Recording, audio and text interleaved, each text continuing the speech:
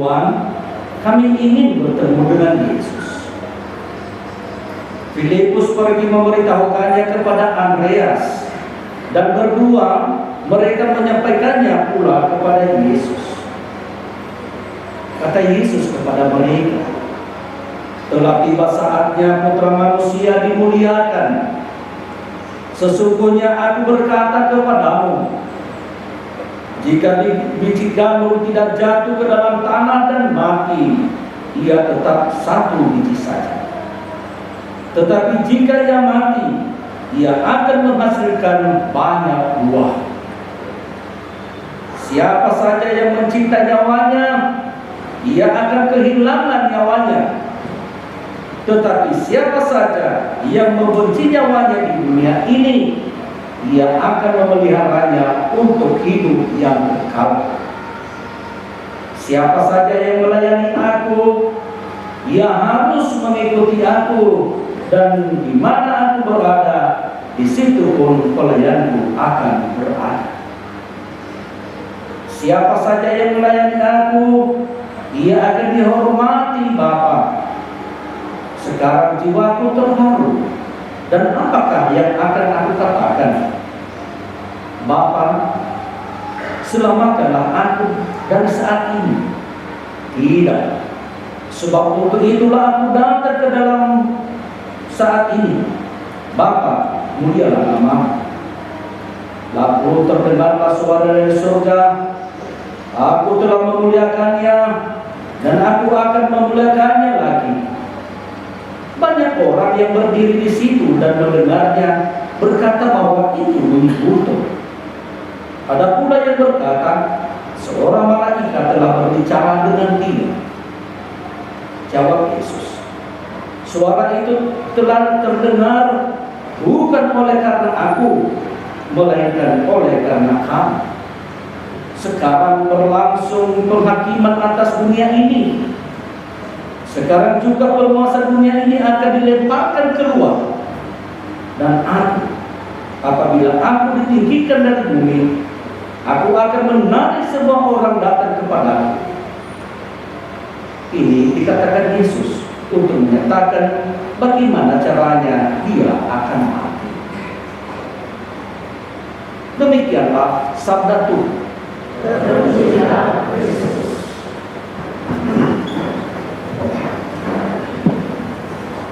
Salam. Baca ini. Masih ada sukacita? Ya, ada juga tetap ada sukacita di wajah kita. Saudara-saudara kasih Tuhan, berbicara tentang pengorbanan itu ada asing-asingnya, ada enaknya, ada juga asamnya, dan semua campur bausan. Mengapa? Berkorban ini gampang mengatakan, tetapi susah untuk melaksanakan. Tidak susah kalau mengatakan aku cinta padamu, ya kan? I love you. Kalau berlaku bohong, gampang. Diberi gampang sekali. Tetapi benarkah diberi aku cinta padamu? Kalau berlaku bohong, masih kekelu. Nah, tentu ini perlu diuji sejauh mana dia berkorban untuk kita. Saudara-saudara Tuhan sejak awal dia mencintai kita. Karena apa? Karena kita manusia adalah citra dirinya sendiri. Di dalam diri kita manusia ada nafas Allah, ada roh Allah di dalam diri. Ya. Dan di dalam diri kita ada tahta Roh Kudus, yakni hati manusia. Cinta Tuhan itu diawali dari dulu ketika bangsa Israel dan jauh sebelum itu keluar dari Mesir. Mereka sampai di kaki gunung Sinai. Gunung ini yang sudah pernah, pasti ada di antara kita yang sudah pernah ke Gunung Sinai. Itu gunung 2015 saya sudah kesana. Itu gunung yang menjulang tinggi di tengah padang gurun. Kita berangkat dari kakinya jam 3 pagi, naik unta, ya kan, 7 ekor unta digandeng, setiap orang satu ekor untanya, satu ekor manusia, satu orang manusia. Tenang, 1 senter, tidak boleh dinyalakan, pokoknya naik terus. Unta yang menuntun kita. Tinggi. Kita sampai di stasiun pertama di mana unta itu berhenti sekitar jam 7 pagi. Ngopi di sana di atas gunung, nggak ada manusia di situ, tapi ada kantin di sana. Jangan buat kasihkan di atas gunung. Tapi bukan di situ lagi, naik lagi sekitar 750 bosi beliau selalu. 750 bosi ya. Naik lagi. Di sana lah ada satu gereja. Jangan bayangkan gereja seperti ini. Ada umat di situ, tapi ada gereja di sana. Ya, sanalah Musa dulu berbicara dengan Tuhan dan Tuhan memberikan ke-10 perjanjian ini. Ya. Allah menulis janjinya kepada bangsa Israel di atas batu. Dan itulah yang dipikul oleh Yusuf bawah. Ya. Janji itu adalah bukti cinta. Karena Allah mengatakan, aku adalah Allahmu dan kamu adalah umat. Bukti cinta. Tetapi rupanya bukti cinta itu yang terungkap di dalam ke-10 perjanjian, bangsa Israel langgar.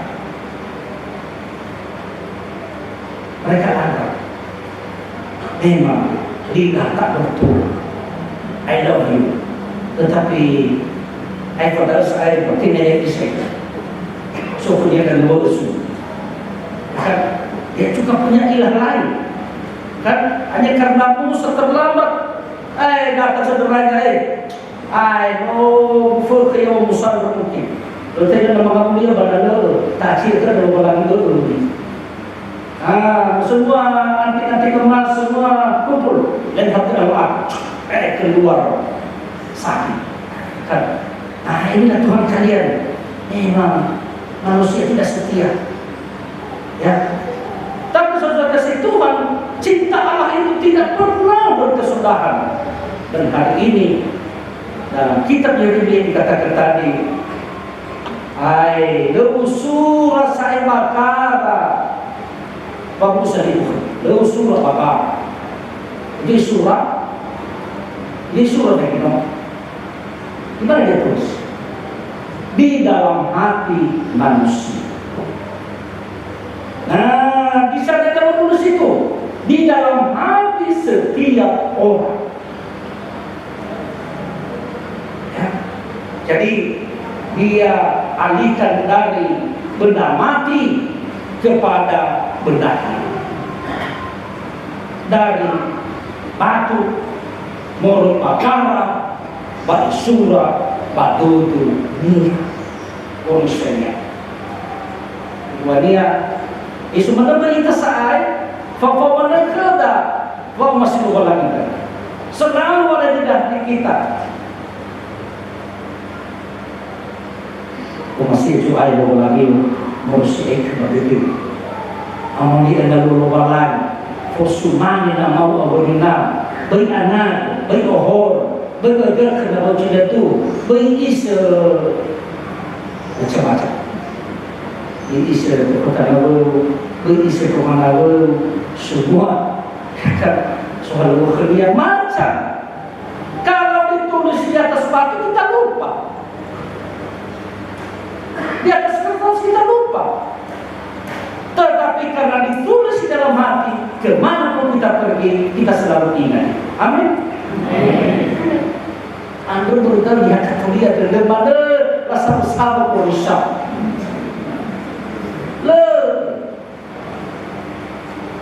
Lo saya kera elemu, lo kera cimat-cimat, baru kata asa besar bola.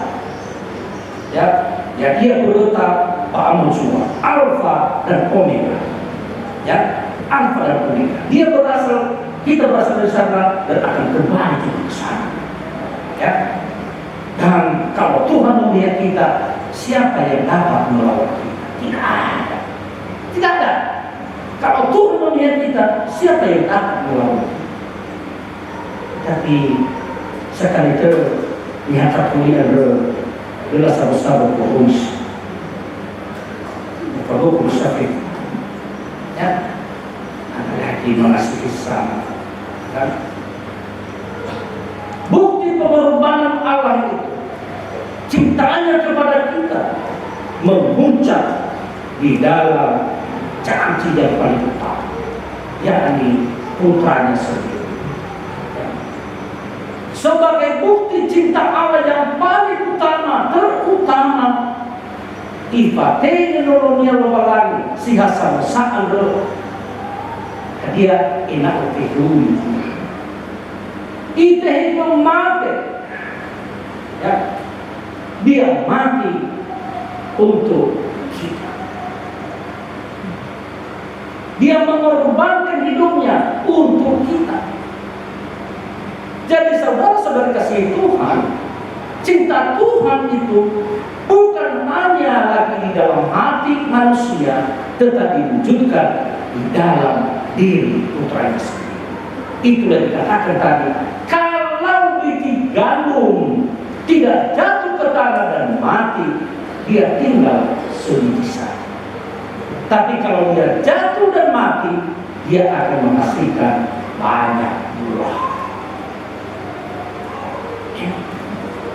Kita mungkin seperti kalau di antara kita ini yang masih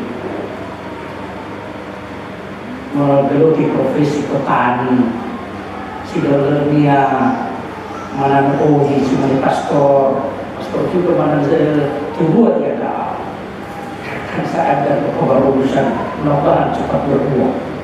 Kan kita tanam itu mau biji jagung, kacang, padi, apapun yang ditanam itu dia harus mati. Dan dari sana akan muncul tunas yang baru. Dan kalau kita tanam satu biji, kita akan memanen dia satu pohon. Kita akan menghasilkan hawa mabohi dan yang hidup. Karena dia mati, maka menghasilkan buah. Saudara-saudara itu, pastor tidak boleh panjang lebar karena dilarang oleh gereja. Yul tubuhnya di fakultas itu pasal.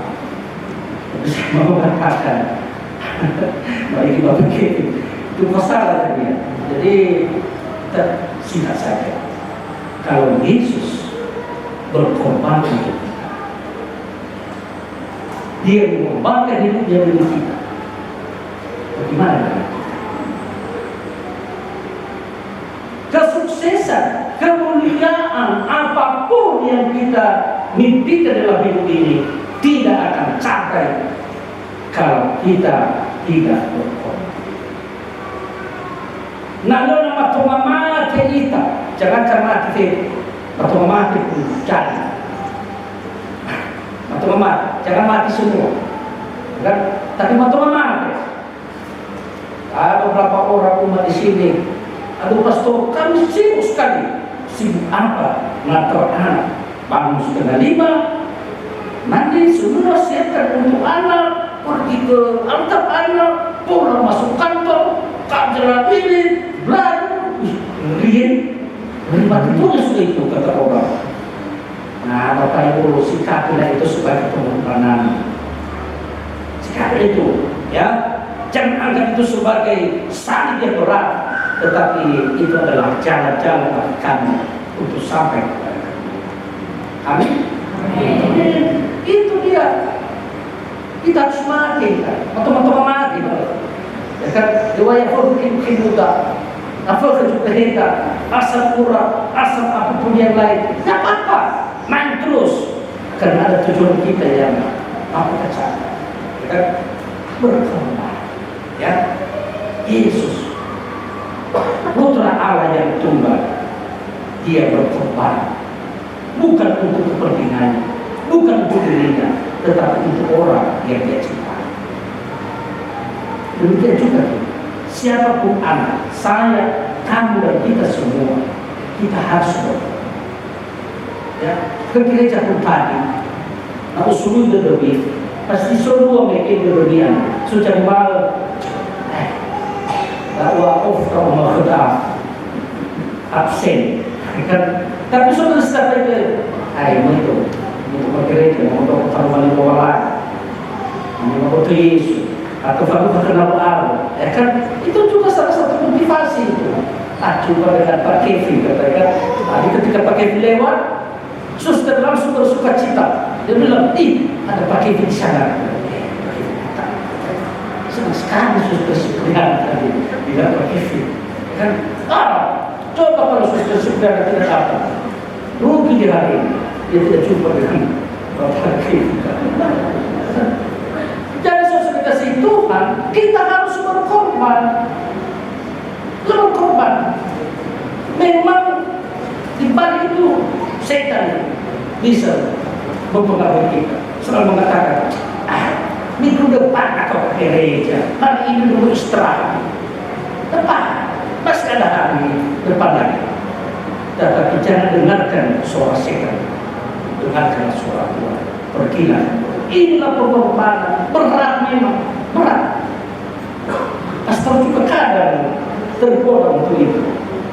Tapi bukan di gereja, tapi tidur. Tidur. Kan bapak rumah, pastor bilang tidak marah-marah gitu itu. Saya tidur sebentar, off untuk aku ibadah. Tetapi sudah ibadah pagi. Walaupun sebenarnya bisa dikelilingi oleh bapak rumah. Tetapi karena kita harus berkorban demi kebaikan bersama, demi keselamatan kita, saudara-saudara, intinya dia, mari kita berkorban seperti Yesus supaya kita sampai kepada kemuliaan.